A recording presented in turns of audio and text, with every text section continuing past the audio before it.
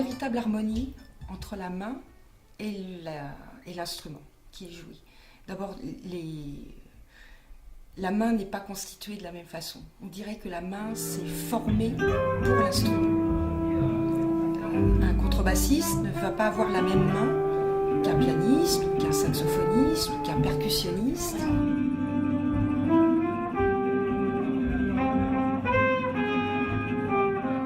Ce qui est intéressant aussi dans la musique de jazz, c'est de retrouver des musiciens qui viennent quelquefois d'horizons complètement différents. On peut avoir un guitariste manouche avec un percussionniste africain. Et d'un seul coup, qu'est-ce qui se passe? Eh bien, il y a une vraie fusion.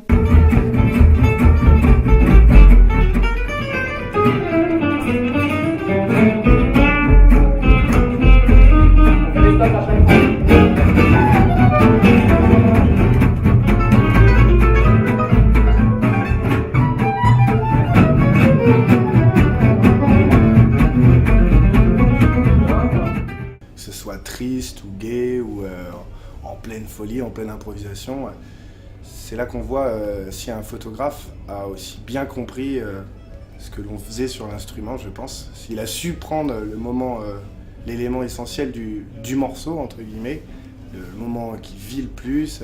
La main est tellement, représentative de l'être tout entier, de l'émotion qu'il va mettre dans son jeu, de l'intensité du jeu, du rythme qu'il va lui donner, et puis quelquefois même c'est frénétique, dans leur façon de jouer. Ils ont cette capacité soit de nous d'énerver son public, ou au contraire de le rendre encore plus attentif parce qu'il va aller sur des petites notes et tout ça.